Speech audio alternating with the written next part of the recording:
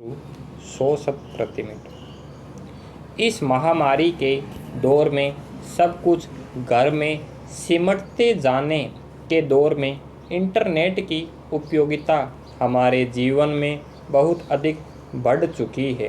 घर गृहस्थी के उपयोग का हर सामान अब हम ऑनलाइन मंगवाने लगे हैं। हमारे दफ्तर भी अब मोबाइल स्क्रीन और लैपटॉप पर चलने लगे हैं।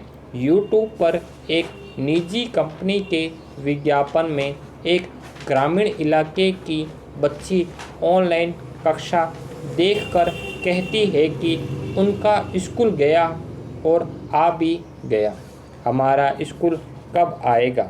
दरअसल डिजिटल विभाजन आज आसान शब्दों में इंटरनेट सेवा की विषमता है, जिसके कई कारण हो सकते हैं। सबसे पहले इंटरनेट उपयोग एवं उपलब्धता के लिए संसाधन, नेटवर्क और इंटरनेट की गति पर असमानता को इसका कारण माना जा सकता है।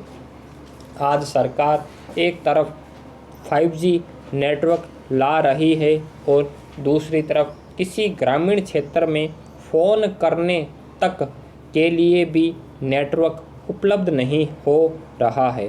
NSSO के एक सर्वे के अनुसार 2017-18 में सिर्फ 13% ग्रामीण इंटरनेट की सुविधा ले पा रहे हैं, जबकि शहर में यह 37% है।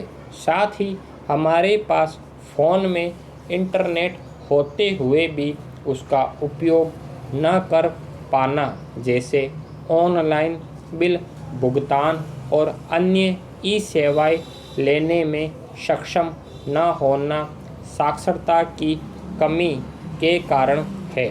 विश्व आर्थिक मंच यानी वर्ल्ड इकोनॉमिक फोरम की एक रिपोर्ट के अनुसार 370 मिलियन विद्यार्थियों ने कोरोना के कारण ऑनलाइन शिक्षा की ओर रुख किया। वहीं हमारे पास उपकरण और नेटवर्क के अभाव में ग्रामीण क्षेत्रों की भी तस्वीर आई है, जहां विद्यार्थी या तो पेड़ पर चढ़कर कक्षा ले रहे हैं, बेहतर नेटवर्क के लिए या फिर अपनी कक्षा के लिए गांव के दूसरे लोगों पर आश्रित है जिनके पास मोबाइल है। पंजाब, हरियाणा और तमिलनाडु में राज्य सरकारों ने स्थिति का अध्ययन कर विद्यार्थियों को मोबाइल, टैबलेट और लैपटॉप देने की योजना बनाई, जो सराहनीय पहल है। लेकिन यह डिजिटल विभाजन क्या सिर्फ उपकरण मुहैया कराने से ख़त्म हो जाएगा? इसके लिए लोगों को डिजिटल साक्षरता के साथ बेहतर नेटवर्क भी चाहिए। दूसरी ओर कोरोना की वजह से लगाई गई पूर्णबंदी में जब आय के सारे उपाय रुके हुए हैं, कमाई बंद है, तो ऐसे में लोग महंगा इंटरनेट पैक कैसे लेकर कोई काम करेंगे या अपने बच्चों की पढ़ाई कराएंगे। लेकिन इंटरनेट कंपनियां लोगों की मजबूरी का फ़ायदा उठाने में लगी है। उन्होंने आपदा को अपने लिए कमाई का अवसर बना लिया है।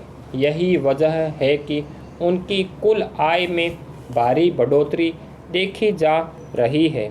इंटरनेट के सस्ते दामों और उपलब्धता के लिए नेट पर चर्चा करने के लिए 5 साल पहले एक समिति भी गठित हुई थी, पर उसके कुछ खास नतीजे सामने नहीं आए। आज फिर एक नए अध्ययन और रिपोर्ट की आवश्यकता हो गई है, क्योंकि एक बड़ी आबादी अब सिर्फ इस पर अपनी पढ़ाई और जीविका के लिए निर्भर हो गई है।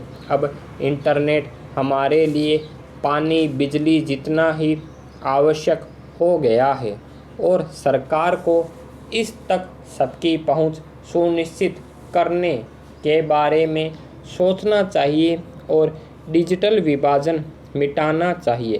पैरा चीन के एक प्रांत में परमाणु ऊर्जा संयंत्र है जिससे रेडियो एक्टिव पदार्थों का रिसाव हो रहा है जो मानव शरीर के लिए बहुत हानिकारक है।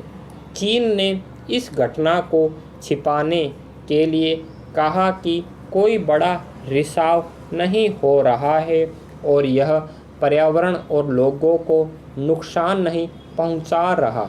घटना का पूरी तरह खुलासा परमाणु ऊर्जा संयंत्र में हिस्सेदार फ्रांसीसी कंपनी ने किया। उन्होंने अमेरिका की डिपार्टमेंट ऑफ एनर्जी से मदद मांगने के लिए अमेरिका को पत्र भेजा और सारी घटना के बारे में जानकारी दी। अमेरिका पहले से ही घटनाक्रम पर नज़र बनाए हुए हैं क्योंकि चीन पहले भी पूरी दुनिया को मुसीबत में डाल चुका है। गौरतलब है कि चीन ने कोरोना वायरस का सच भी पूरी दुनिया से छिपाया था जिसके कारण दुनिया अभी तक संकट से नहीं निकल पाई। विशेषज्ञों का कहना है कि रेडियो एक्टिव पदार्थ इतने नुकसानदायक होते हैं कि मानव शरीर को अंदर से बहुत हानि पहुंचाते हैं। इनका दायरा इतना बड़ा होगा कि वे चीन के आसपास के देशों को भी हानि पहुंचाएंगे। ये पदार्थ लंबे समय तक वातावरण में बने रहते हैं। इसका समय कई महीनों और कई साल भी हो सकता है। ये शरीर के संपर्क में आते ही उसे नुकसान पहुंचाने लगते हैं।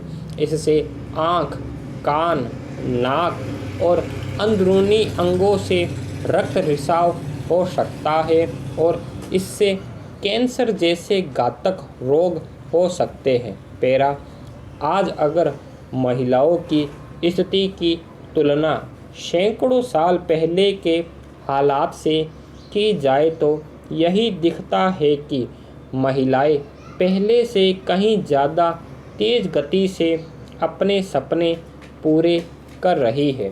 पर वास्तव में देखा जाए तो महिलाओं का विकास सभी दिशाओं में नहीं दिखता है। खासकर ग्रामीण इलाकों में अपने पैरों पर खड़ी होने के बाद भी महिलाओं को समाज की बेड़ियों तोड़ने में अभी भी काफ़ी लंबा सफ़र तय करना है। आज भी समाज की भेदभाव से भरी नज़रों से बचना महिलाओं के लिए बेहद मुश्किल होता है। ऐसा लगता है कि पुरुष और महिला के बीच की इस खाई को भरने के लिए अभी काफ़ी वक्त लगेगा। ग्रामीण क्षेत्रों में महिला पिछड़ेपन का एकमात्र कारण सही शिक्षा प्रबंध का न होना है। गांव में पुरुष भी अपनी जिंदगी का एकमात्र लक्ष्य यही मानता है कि उसे सिर्फ 2 वक्त की रोटी का जुगाड़ करना है। ऐसे माहौल में पुरुषों से महिला सशक्तिकरण की उम्मीद करना बेकार है। महिलाओं को ज़रूरत है कि वे अपनी क्षमता और व्यक्तित्व को पहचानने और सही दिशा में साहस के साथ प्रयास करें। सरकार को ज़्यादा से ज़्यादा योजना महिलाओं के विकास के लिए चलानी चाहिए। ये बदलाव तभी संभव है जब समाज एक साथ खड़ा होकर सकारात्मक रुख के साथ काम करे। पैरा 21वीं सदी सौर ऊर्जा की ही रहेगी। आज सौर ऊर्जा का उपयोग कई उद्योग, मेट्रो रेल, स्ट्रीट लाइट, यातायात सिग्नल और घरों में प्रारंभ हो गया है। इसकी लागत कम होती है और कार्बन डाइऑक्साइड और राख का उत्सर्जन भी नहीं होता है। सौर ऊर्जा परियोजनाएं जहां पर्यावरण के स्वस्थ रहने और विकास के लिए आवश्यक हैं, वहीं पेट्रोल डीजल की मांग को कम कर रही है। घर की छतों पर सौर ऊर्जा संयंत्र लगाकर घर की बिजली पैदा कर अतिरिक्त बिजली का विक्रय भी किया जा सकता है। देश में कई स्थानों पर सौर ऊर्जा परियोजनाओं ने कार्य प्रारंभ कर दिया है और कई निर्माणाधीन है। व्यक्तिगत रूप से भी इसका उपयोग बढ़ाने की ज़रूरत है। स्टॉप।